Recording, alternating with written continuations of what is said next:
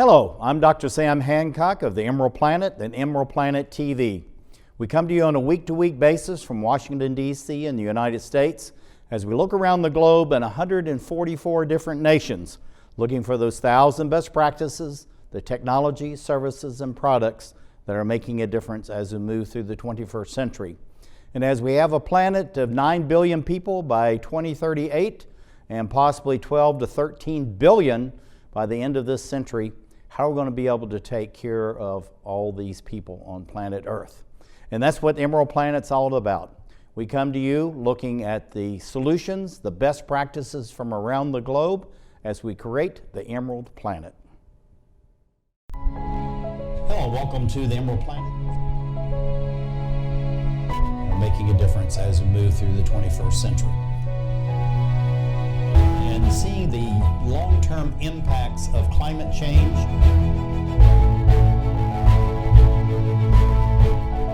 We're glad to have you. Thank you for being with us. Thank you for being with us on the Emerald Planet TV.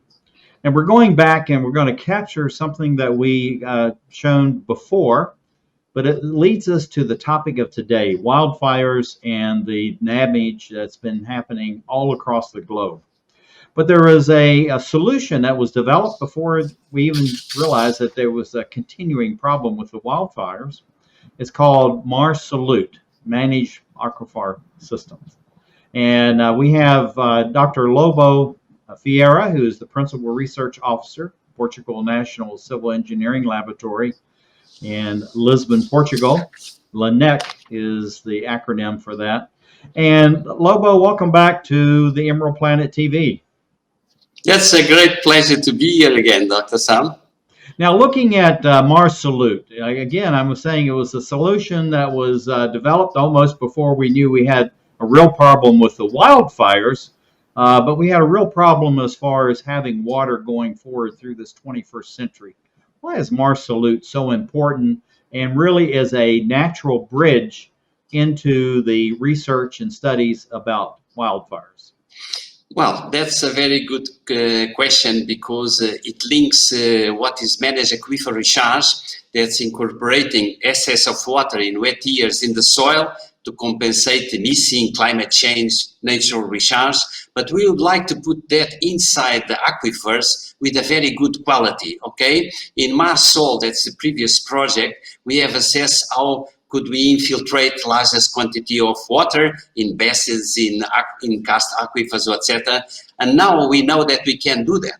But the question of the quality is a must. You can have wastewater treated, or can have water from the rooftops of greenhouses, or then a problem. Wildfires creates ashes that will go over land and will eventually infiltrate in the soil. So if we can remove, and that's what Mars Salute is doing, those type of pollutants before reaching the groundwater, the aquifers, it will be great. So we are doing here at LANEC precisely so that we can have quality also in the recharge.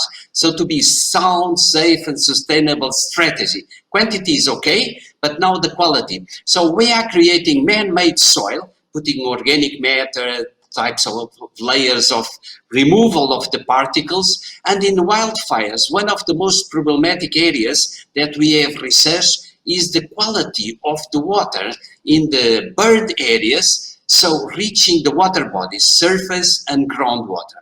And what is happening is that you cook the soils when it's so hot with all these wildfires reaching there, so the soil is like cooked and it becomes hydrophobic, so the water is not infiltrating, not just on the cover of the soil, but probably 5-10 centimeters below.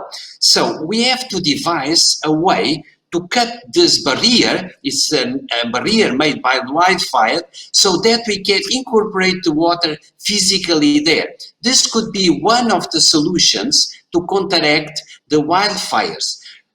Probably my idea for wildfires to put science in to combat is first preparedness and prevention. So we have to do all the stuff to keep the bushes, to clean, etc., prepare so that when it comes, the wildfire, because we are in the Mediterranean area, like in California, in Australia, Queensland, that also have this problem. And if you have a problem in Portugal, because it's a very wet country compared also to the others, it doesn't seem, but we have almost 1 meter precipitation a year, 900 millimeters precise. So we create a lot of biomass. And in the summertime, it's so good. The tourists come here because it's dry. It doesn't run. But if you reach the 30 bad numbers, 30 kilometers of the wind speed, 30 degrees plus Celsius of temperature, and the humidity below 30%, that's normal, then you can have these wildfires. So what we are targeting here is to devise mechanisms to put the science here. And probably you know that the best opportunity is not to let the fires go on. So phase B, you are combating the fires. So we have had a project, and the idea is to kill the fires in the first 20-30 minutes, okay? Preparedness. Yeah, and what we're doing is, if I can build off of this, you're putting the science in order to have quality water out. Now, looking at some of these projects that you shared with us, tell us exactly what is happening here and why that is important. And we're going to step through each of these slides that you shared with us of the different types of remediation and also different types of best practices that you are now studying at LANEC, which can be shared not only across Portugal, of course, the European Union, but really around the globe. So what are we looking at here, Lobo? Yeah, we've selected different case study areas in central Portugal that every year, when it's very, very bad, 3 years since 2000, we have 3 wildfires for more than 4,400 kilometers that were burned, twice the size of Luxembourg. So it's huge. So we selected areas where we have the conditions of the ground, granite, schist, etc., are representative. What we're doing here in a burn area, just burn area, is putting the measure of the water that will, the precipitation that will fall goes down, it will flush over the overland and is trapped in a device that you can collect the water coming from, and then you measure what are the pollutants there. So the heavy metals, the polycyclic aromatic hydrocarbons, all the stuff. So we were collecting the water not only there, so in the soil also, but also the water reaching the water bodies, okay, so the ponds and also the groundwater. Why? Because some of this water will reach streams that will lead to dams that are supplying Lisbon, for instance, Castelo do Bode.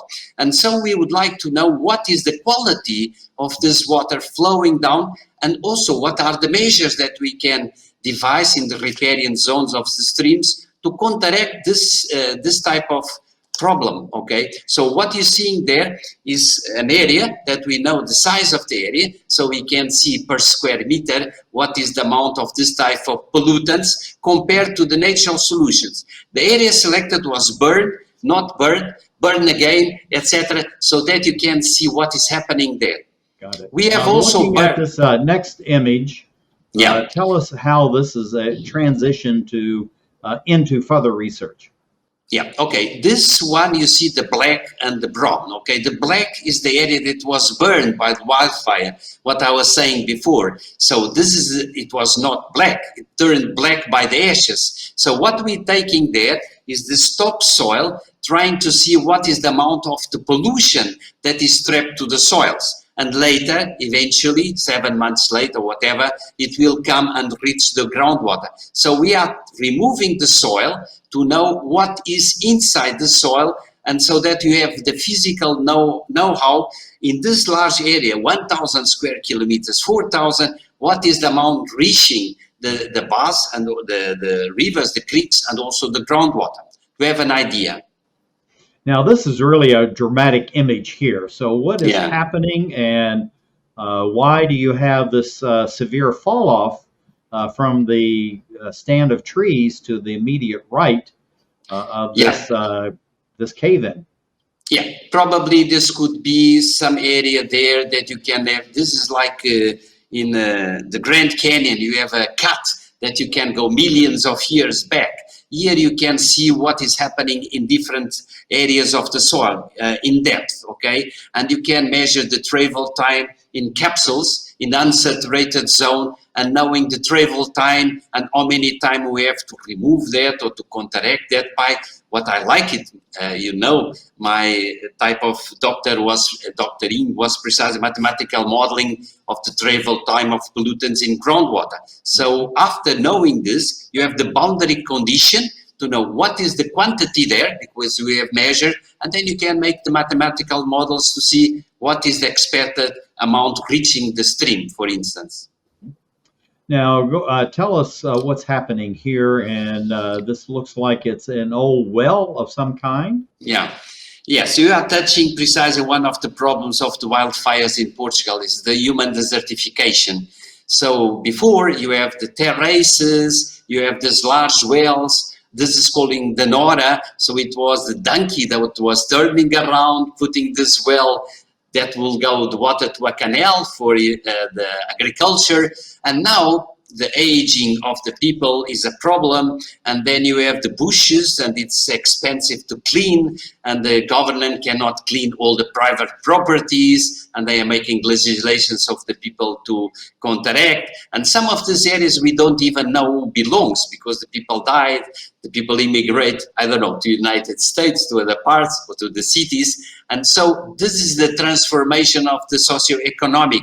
So it's just like a powder that will explode sometimes. This is my colleague Manuel de Oliveira measuring precisely the water in a well. So knowing what really reached the well, and as a matter of fact, you can measure. It's not instantaneous. It was a 3-year project, so you can have the time series of those concentrations, see when it arrives, etc., and the peaks. And we have done that for eucalyptus, for pine trees, but also for other shrubs. And we took that, tons of them, to incinerate in Lanec itself, to compare what we measured for what we have burned in Lanec in the incineration cameras, to see the comparing of the potential for the mathematical models. Mm-hmm. This is the same. It's removing also after a while. You see the grass is now coming on. So that's what I'm saying. We have done that for 3 years. So that was a lady, Laranjeira Isabel, that was working with us, but from the agronomical department, because we were working with universities of these areas, Castelo Branco universities. So people from not just civil engineering as myself or geologists, but also biosphere, so agronomical engineers. So this is the degradation that's really hopeful. And then now we are reforestation this. One of the things is that before, I was looking for you today, the discoveries. So the first large 11,000 hectares, Pinhal de Leiria, that burned 80%. And since the 13th century was there. So we are really changed. Climate change is there, really. So it was 1249 to 1276, the first pine that will bring the woods for the caravels. And this is the aspect. So you have to have like patches and not continuous forests. So creating natural diversity, that some trees that will not burn. And this is what we're trying to change now. Reforestation, but different types. You see, it's huge amount of things. And also the illegal commerce of woods. It's a really problem because you have illegal economy mounted on wildfires. And this we have somehow to kill, okay? So also you see a bottle connecting the water from a pound also to measure after it reaches the stream. So we measure every water body in this knowing what is going on, like carbon, PAHs, calcium, manganese, sodium, potassium, nitrogen, sulfate, a huge amount of the manganese can be a very good tracer because it goes very high. After a week, but then it decreases. It means the water goes flushing to a certain reservoir. So we have also measured organic material. So a lot of things, but some is not bad news because now we know what to do, and we are intending to have like these trapping zones and rehabilitating by biofuel the woods or the bushes that we have to be killed is still very low compared to solar, to hydropower, and to eolic. But this could be, so you clean, but it's producing energy at the same time. So we are changing the economy, and a lot of young people is really moving inland these days. So I hope that this trend of desertification is over through the university in the interior of Portugal, etc. So it's very good news, I think, but still a long way to go. Well, thank you, Lobo Fiera, Principal Research Officer of LANEC, for being with us, sharing your very interesting research, and this going from the stormwater into the wildfires as a natural bridge. Thank you for being with us as we create the Pleasure. It's a EmeraldPlanet. pleasure. Thank you.